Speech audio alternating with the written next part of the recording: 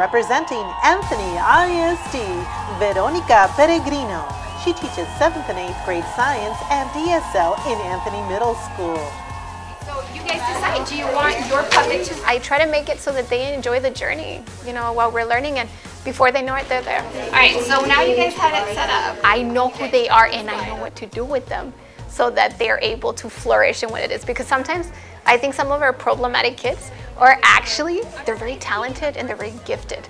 And if you could just give them something for them to stay busy in that aspect, they don't even realize that they're using that extra energy that they have or whatever it might be to be productive. We need to put the tag in so they can stay together. I feel blessed that I have these kids and I'm able to show them love, you know what I mean? I guess I want them to leave knowing that they are important and they are uncomparable to anyone else and that they could achieve whatever they're gonna be, whatever profession they choose to choose, that they're expected, that they strive to be the best at that career.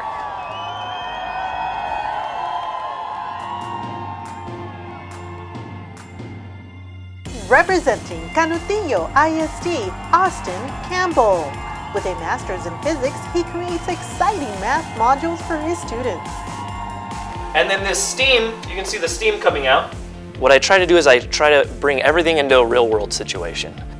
If I'm enthusiastic about the subject, I'm gonna be contagious and they're gonna get enthusiastic about the subject. I mean, it looks good to me, that's a lot of steam. If I can just get them curious to learn what it is that I know and what I need to teach them, then they'll learn it. And to do that, I do video lessons, I'll do experiments, and usually a lot of the times I do experiments that I'm not too sure how they're gonna go through with. Like you saw today, I did a giant barrel. I wasn't too sure if that was gonna work, but I wanted to do it because if I'm curious, if I'm excited, they're gonna be curious and they're gonna be excited as well. Let's wait till the end, I bet I can one-up what you learned. And we never need to quit asking the why question. We always need to be curious about everything in the world. And that's what I hope they get away from me is curiosity, walking away with a sense of curiosity.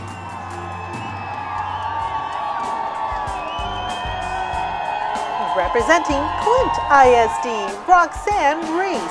She is the head sponsor of both the Student Council and Sophomore class, as well as the head chairperson for the STEM Designation Academy. If this is a negative number, then we would put minus here. And what do you put? My whole goal is to get them to be civil to each other so they can feel comfortable in the class. So like as you saw, they're asking questions and they're not afraid to ask those questions because they know that they're not going to get ridiculed because I won't allow it in my classroom. We can do plus a negative 3 or we can do minus 3, right? I want them to take the sense that don't let anything bring you down. Because that's one thing we talk a lot about. Yeah, you know what, the math is hard and you're having a hard time with it, but we're struggling through it and we get through it. And at the end, I got it. It makes sense. And that's one thing, you know, I always push my kids to think, you know, yeah, it may be hard now, but keep working at it, keep trying. And I hope that they keep that mentality that they don't give up and that they keep trying because they can succeed in anything that they try to do.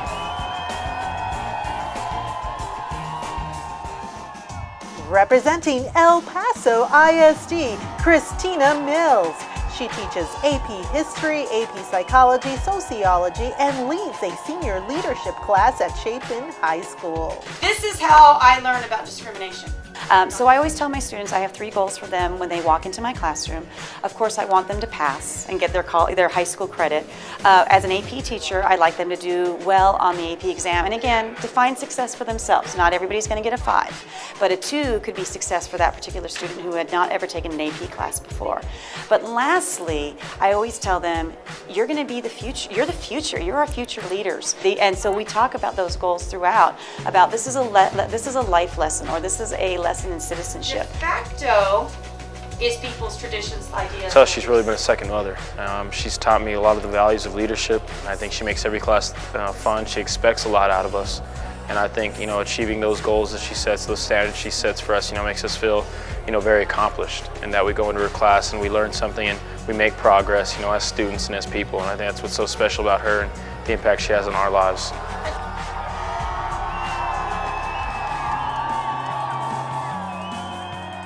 Representing Fabens ISD, Ricardo Alvarado Jr. He coaches the debate teams and sponsors Student Council, the Senior Class Bible Study, and the Model United Nations team. What they're saying is true, that they overdo it. What do you guys think? I try getting them to understand perspectives of people, and I try involving a lot of primary sources, a lot of documents, instead of so much going to the textbook. Because the textbook, anybody can remember dates, but to understand something is different. Yeah. Was it entertaining? Yeah. I think the biggest thing that I want them to walk away from me is I want them to be able to think for themselves. I want them to question everything, and that's something I tell them every lecture. Question everything. What's your opinion? What do you have to say about the video? Yes? The early college, I think, is the best thing that's happened to our communities in a long time. This is the first group of kids that a majority of them will have a college education. And this is the first time these communities can say that a good portion of our kids who we're graduating are going to be attorneys, are going to be doctors, are going to be accountants. Representing Fort Hancock ISD, Adela Carr. Previous to teaching in the classroom, she was a parent liaison and migrant program coordinator. She has been with the district for 20 years. So guys, these are going to be your tools to build your structure, okay? I don't want you to look into I try to prepare them for the real world, give them encouragement, give them advice, teach them that they're very valuable. Remember, you have to beat 15 inches. It makes you so marketable when you go out into the workplace and just being around other people socially, you know, to be able to speak to someone there that doesn't speak English.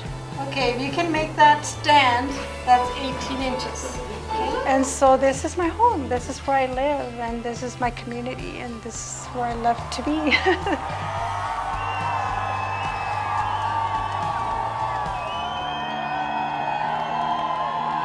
Representing San Elizario ISD, Cesar Morales.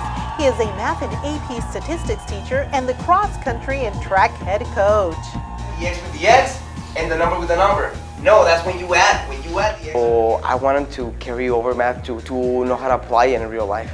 To not know how to use it in the calculator, how to pass the EOC, pass the STAR, but how to apply it in real life and make it useful in their everyday life. Between 3 reviews, this is the second. I gotta believe in the students, and if they know that I believe in them, they'll do whatever you tell them. I told them you all have to put 100%. We're looking for 100%. We're not looking for 90. We're not looking for 80.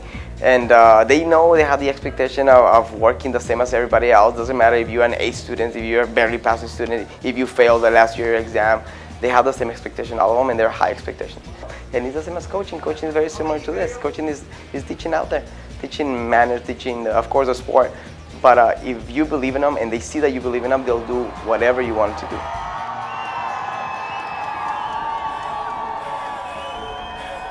Representing Sierra Blanca ISD, Michelle Peñalosa.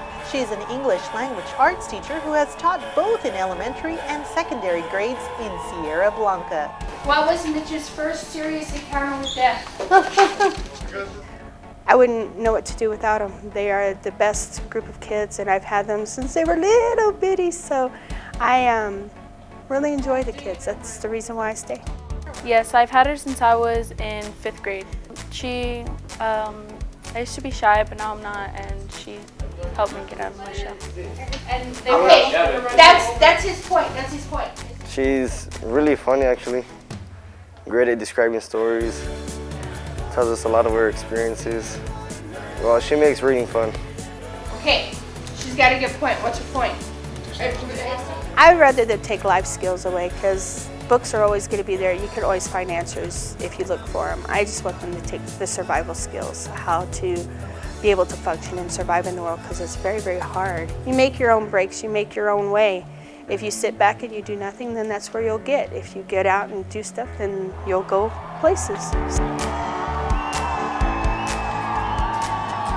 Representing Socorro ISD, Luis Pablo Ramirez. He is an engineer and math instructor who embraced education as a second career. He is one of the sponsors of the Rams' successful robotics team. Find pictures of castles so that you guys can get ideas. I'm just trying to get them to think that being smart is okay. And so we started off with the intro to engineering, principles of engineering, digital electronics, aerospace engineering. We're trying to cover all fields of engineering, trying to provide this experience. So everything that you do has to be completely made up on your own. We have the state-of-the-art computers. We have 3D printers, laser engravers, stress testers, everything that when I was a high school student, I never had. And to be honest, I didn't even get to play these things when I was in college. And now, I mean, they're experiencing and getting to use it their freshman year. Okay. But today, what are we doing? Well, I really just want them to be better thinkers and to know that some of this material, it exists. It's what causes the world to go around. It is because of all the people that studied these subjects in this material that they have all of the products and the devices around them.